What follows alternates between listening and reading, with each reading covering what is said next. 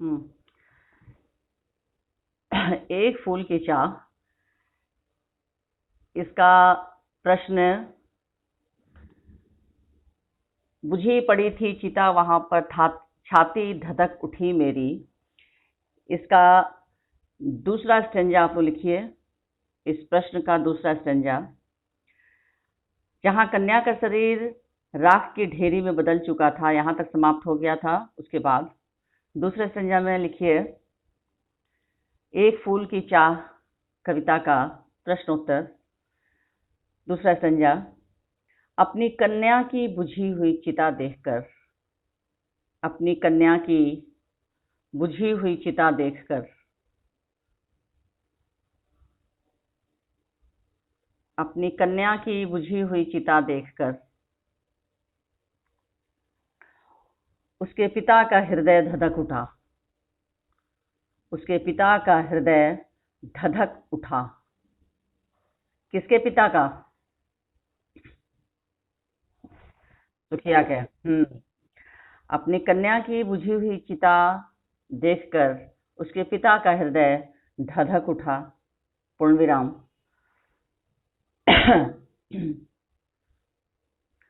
मन, पूर्ण विराम के बाद मन आंतरिक पीड़ा से भर उठा। मन आंतरिक पीड़ा से भर उठा। आंतरिक का क्या अर्थ होता है? आंतरिक का अर्थ क्या होता है? हाँ, अंदर। आंतरिक का विलोम क्या होगा? बताइए। आंतरिक का बाहरी। हाँ, तो आंतरिक पीड़ा से, मन आंतरिक पीड़ा से भर उठा। पूर्ण विराम। अपनी कन्या से अंतिम समय, अपनी कन्या से अंतिम समय न मिल पाने का दुख, अपनी कन्या से अंतिम समय न मिल पाने का दुख, न मिल पाने का दुख उसकी आंखों में स्पष्ट दिख रहा था, उसकी आंखों में स्पष्ट दिख रहा था। अपनी कन्या से अंतिम समय न मिल पाने का दुख उसकी आंखों में स्पष्ट दिख रहा था। पूर्ण विराम। यहां तक हुआ। एक पिता का हृदय, पूर्ण विराम के बाद एक पिता का हृदय चीत्कार कर रहा था। चीत्कार, च दीर्घिकार, ची आधा त क कर कार, चीत्कार। चित्कार करना मतलब हृदय जो है, मन जो है बहुत दुख होकर इस तरह के दृश्य को देखकर, एक बेटी की चिता को अंतिम समय वो चिता में आग भी नहीं लगा पाया, बेटी को गोद भी नहीं ले पाया, अंतिम बार उसका दर्शन तक नहीं कर पाया। इन सारी बातों को सोचकर मन में जो दुख की भावना उमड़ती है और मनुष्य के आंखों से आंसू जो बहते रहते हैं, उस दुख को सोचकर, याद करके, उस पीड़ा के कारण मन जो है ऐसा लगता है कि चीख रहा है। चित्कार करना से तात्पर्य यहाँ चीख रहा है, और वही स्थिति सुखिया के पिता की हो रही थी। तो एक पिता का हृदय चित्कार कर रहा था। पूर्ण विराम। हो गया? हो गया सबका? नेक्स्ट किताब से फिर आप लोग पंक्तियों को उतारें। फिर 2 पंक्तियां हैं, उनको किताब से आप उतारें। ग नंबर। हाय विस्मयादिबोधक चिन्ह, हाय वही चुपचाप पड़ी थी। दूसरी पंक्ति है अटल शांति सी धारण कर। हाय वही चुपचाप पड़ी थी, अटल शांति सी धारण कर। शांति सी में योजक चिन्ह है। हाय वही चुपचाप पड़ी थी, अटल शांति सी धारण कर। पूर्ण विराम। अब इसका लिखिए।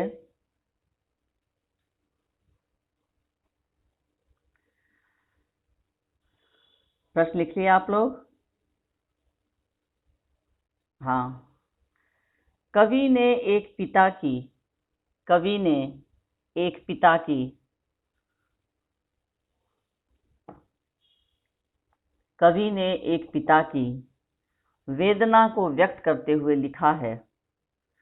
कवि ने एक पिता की वेदना को व्यक्त करते हुए लिखा है कि कवि ने एक पिता की वेदना को व्यक्त करते हुए लिखा है कि पिता सोच रहा है। कवि ने एक पिता की वेदना को व्यक्त करते हुए लिखा है कि, यहाँ क हर्ष स्वीकार होगा, कि पिता सोच रहा है, पिता सोच रहा है कि जो मासूम कन्या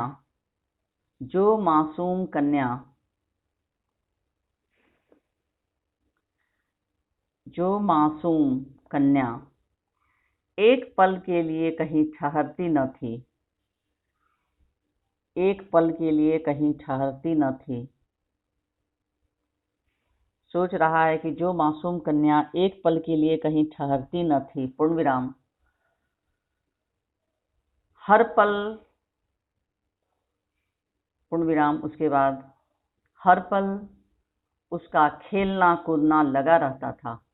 हर पल उसका खेलना कूदना लगा रहता था। खेलना कूदना में योजक चिन्ह होगा। हर पल उसका खेलना कूदना लगा रहता था, कौमा, आज वही चंचल कन्या,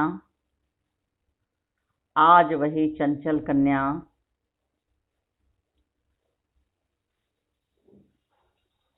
आज वही चंचल कन्या महामारी का शिकार होकर, महामारी का शिकार होकर, आज वही चंचल कन्या महामारी का शिकार होकर अचेत सी पड़ी है। अचेत सी, अचय का चेत, अचेत यानी बेहोशी की हालत में। अचेत सी योजक चिन्ह होगा। अचेत सी पड़ी है, डैश देकर लिखिए, चुपचाप। अचेत सी पड़ी है, डैश, चुपचाप, च हर्षु का चुप चाप, चुपचाप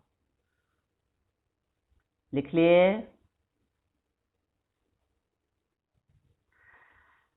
यह शांति, पूर्ण विराम के बाद, यह शांति, यह शांति इतनी,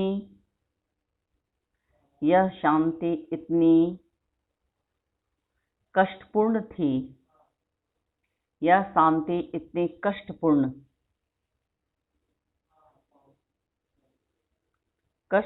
थी कि यह शांति इतनी कष्टपूर्ण थी कि पिता का हृदय,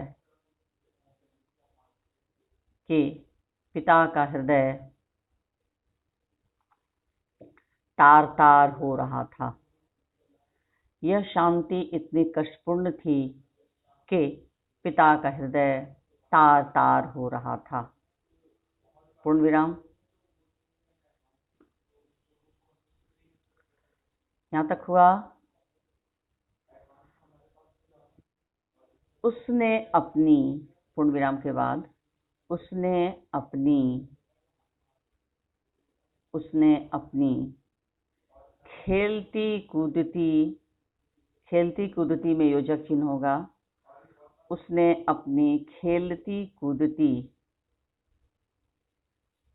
चंचल कन्या को, उसने अपनी खेलती कूदती चंचल कन्या को इतना शांत कभी नहीं देखा था। उसने अपनी खेलती कूदती चंचल कन्या को इतना शांत कभी नहीं देखा था। उसने अपनी खेलती कूदती चंचल कन्या को इतना शांत कभी नहीं देखा था। हो गया। नेक्स्ट, घ नंबर पंक्तियां लिखिए। पापी ने मंदिर में घुसकर किया अनर्थ, बड़ा भारी। पापी ने मंदिर में घुसकर किया अनर्थ, बड़ा भारी।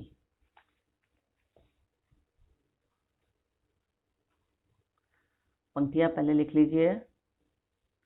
पापी ने मंदिर में घुसकर किया अनर्थ, बड़ा भारी।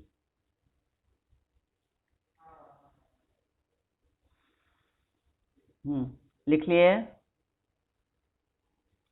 सबका हो गया? लिखिए उत्तर। कवि ने यहाँ सामाजिक विभेद, कवि ने यहाँ सामाजिक, दंत सकार मुकार ज ह्रस्वीकार क, कवि ने यहाँ सामाजिक। कोई बता सकता है सामाजिक शब्द जो है वो किस शब्द से बना है? वेरी गुड, समाज। समाज जोड़ इक, इक कौन सा ई? हाँ, हर्षी, छोटी ई का। इक जो है वो उपसर्ग है या प्रत्यय है? वेरी गुड, इक जो है वो प्रत्यय, यानी समाज जो है वो मूल शब्द है, समाज में इक प्रत्यय लग के बन गया वो सामाजिक। क्योंकि आपके सिलेबस में ये भी पढ़ना है ना उपसर्ग प्रत्यय, तो इसकी भी जानकारी आप लोगों को होनी चाहिए। और एक काम आप लोग और करेंगे, मैंने आप लोगों को क्या क्या बोला था पढ़ने को बनाने के लिए व्याकरण से? विलोम, पर्यायवाची, अनेकार्थी, यही बोला था ना? हाँ हाँ, अब आप लोग इसमें से हर चैप्टर से क्या और बनाएंगे? उपसर्ग और प्रत्यय। ठीक है, बहुत सारे शब्द मिलेंगे आपको उपसर्ग और प्रत्यय। और देखो बच्चों, व्याकरण जो है वो अथाह है, उसकी कोई सीमा नहीं है, उसको किसी सीमा में हम नहीं बांध सकते हैं, किसी डोर में नहीं बांध सकते हैं, किसी परिधि में नहीं बांध सकते कि बस यहीं तक पढ़ लेना है। जितना भी पाठ है आपके गद्य पद्य और संचयन से, जो भी व्याकरण के शब्द आपको मिलते हों, चाहे वो स्पर ये व्याकरण इससे संबंधित हो, विलोम से, पर्यायवाची से, अनेकार्थी से, उपसर्ग से या प्रत्यय से, यानी आपके सिलेबस में जो जो आपको सिलेबस में है उसी के अनुसार आपको चैप्टर से भी उसकी तैयारी करते चलनी है साथ ही साथ। ठीक है, तो इस तरह से आपका व्याकरण भी होता चलेगा। और पाठ के अंतर्गत से तो बहुत सारे ऐसे शब्द हैं, हो सकता है कि उसी में से एग्जाम में रहे, तो आपको मूल रूप से जानकारी यदि रहेगी कि उपसर्ग किसे कहते हैं, प्रत्यय किसे कहते हैं, कैसे उसका प्रयोग होता है, तो आप आसानी से कर सकते हो, है कि नहीं? इसलिए आप लोग हर पाठ से उपसर्ग प्रत्यय को भी करोगे। ओके, चलिए आगे फिर हम लोग पढ़ते हैं। कवि ने यहाँ सामाजिक विभेद का, विभेद का क्या अर्थ होता है? विभेद का क्या अर्थ होता है? हाँ, असमानता, असमानता या विषमता।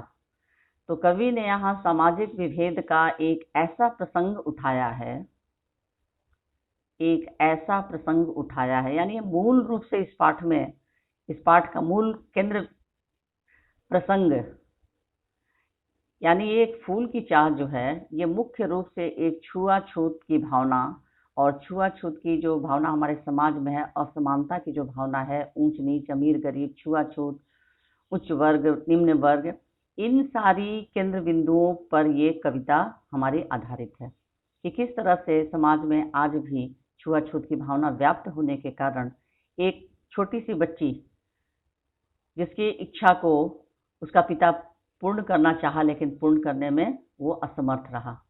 ठीक है, तो इस तरह से एक ऐसा प्रसंग उठाया है कौमा जिसके केंद्र में छुआछूत है, जिसके केंद्र में छुआछूत है। छुआछूत कैसे लिखेंगे? छ हर्षु का छू, और आकार आ, फिर छ में बड़ा मात्रा छूत, एक साथ ही होगा, जिसके केंद्र में छुआछूत है। पूर्ण विराम, यहां तक हुआ? यहां तक हो गया? मंदिर में मंदिर में पूर्ण विराम के बाद मंदिर में अछूतों का प्रवेश निषेध था। मंदिर में अछूतों का प्रवेश,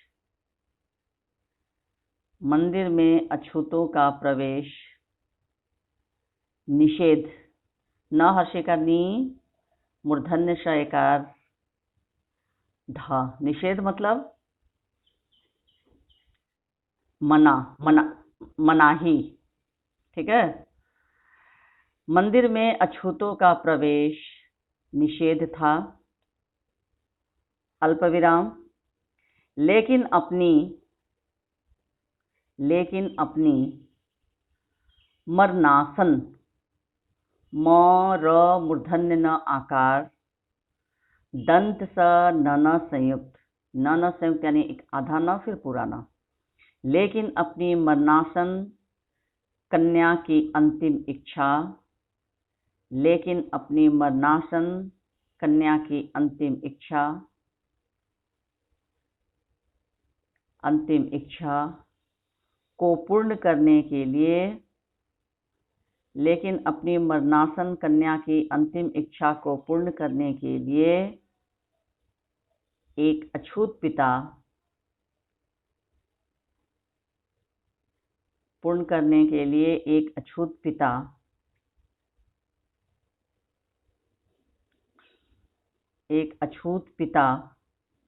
मंदिर में देवी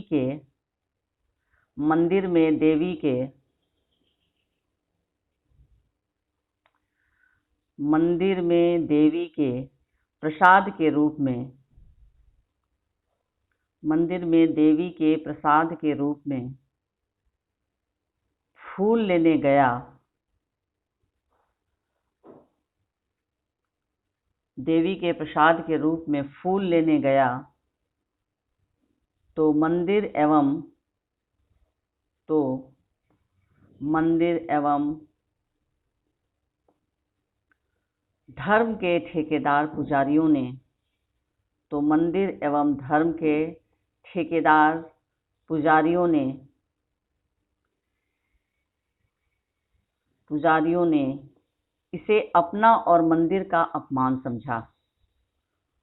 मंदिर एवं धर्म के ठेकेदार पुजारियों ने इसे अपना और मंदिर का अपमान समझा। ठेकेदार पुजारियों ने इसे अपना और मंदिर का अपमान समझा। पूर्ण विराम। पैराग्राफ चेंज करके लिखिए। उनके अनुसार एक अछूत ने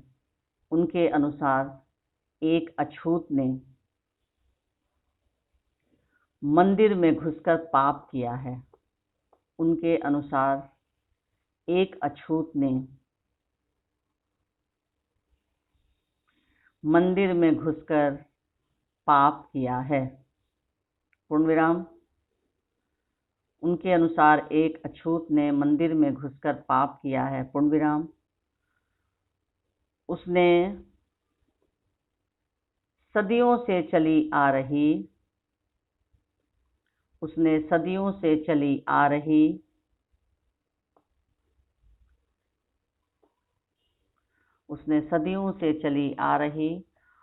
मंदिर की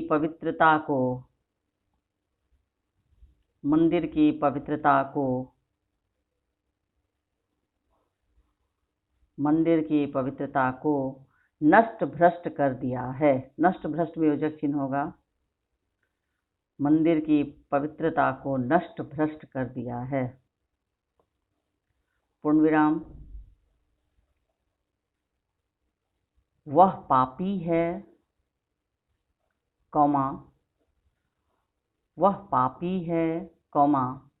अतः उसे दंड मिलना चाहिए। वह पापी है, अतः उसे दंड मिलना चाहिए। ठीक है। नेक्स्ट कुछ और क्वेश्चन मैंने लिखाया था। क्वेश्चन को देखिए, फिर आप लोग बताइए।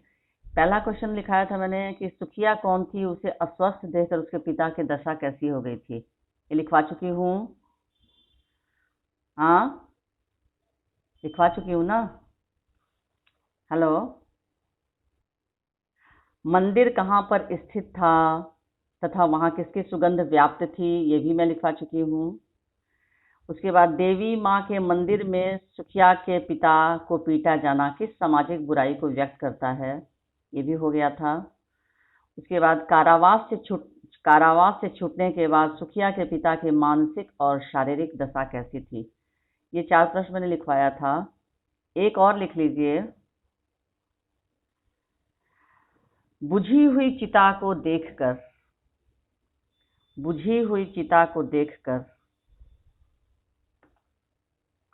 सुखिया के पिता की छाती क्यों धधक उठी? बुझी हुई चिता को देखकर सुखिया के पिता की छाती क्यों धधक उठी?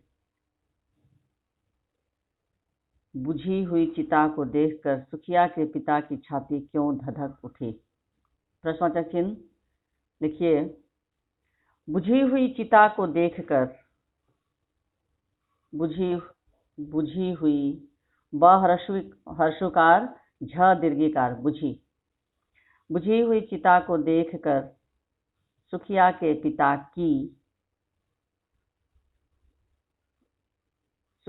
पिता की छाती असीम दुख से धधक उठी। असीम, सदीर्घिकार, दंत सदीर्घिकार, म, असीम यानी जिसकी सीमा न हो, सीमा से पार। दुखिया के पिता की छाती असीम दुख से धधक उठी। दुख, द हर्षुकार, उसके बाद विसर्ग, उसके बाद ख, दुख से धधक उठी, पूर्ण विराम। उसे लगा के, क हर्षिकार के, उसे लगा के समाज के घोर अन्याय के कारण, उसकी प्यारी बेटी मर गई है। उसे लगा के समाज के घोर अन्याय के कारण उसकी प्यारी बेटी मर गई है। हो गया। नेक्स्ट क्वेश्चन लिखिए आप लोग। महामारी फैलने से चारों ओर का वातावरण कैसा हो गया था? महामारी फैलने से चारों ओर का वातावरण कैसा हो गया था? प्रश्नवाचक चिन्ह। एक फूल की चाह कविता के आधार पर लिखें। आप लोग का क्लास 45 में कटेगा, फिर दोबारा रिज्वाइन नहीं होइएगा आप लोग, ठीक है? अभी 41 हो रहा है, 1-2 मिनट में कट जाएगा। महामारी फैलने से चारों ओर का वातावरण कैसा हो गया था? प्रश्नवाचक चिन्ह। एक फूल की चाह कविता के आधार पर उत्तर दें। चलिए उत्तर लिखिए, फिर शेष जो रहेगा वो कल लिखाऊंगी। महामारी फैलने के कारण चारों ओर निराशा एवं भय का वातावरण व्याप्त था। महामारी फैलने के कारण चारों ओर निराशा एवं भय का वातावरण व्याप्त था। व्याप्त, आधा व य आकार, फिर आधा प त संयुक्त, वातावरण व्याप्त था, पूर्ण विराम। लोग बहुत दुखी थे तथा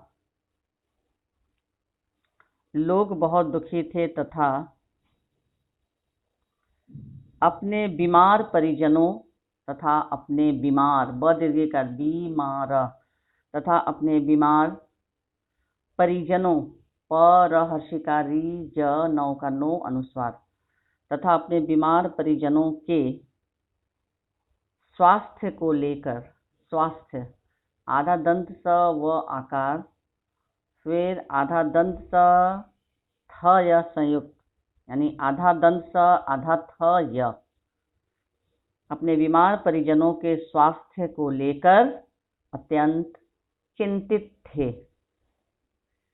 चिंतित, च हर्षी का ची अनुस्वार, फिर त हर्षी का ती त। चिंतित शब्द जो है वो किस शब्द से बना है बताइए। हाँ, मूल मूल शब्द है इसमें चिंता, और इसमें प्रत्यय लग गया इत, तो बन गया चिंतित। गुड। हाँ, तो बहुत सारे शब्द मिल रहे हैं ना इस पाठ में।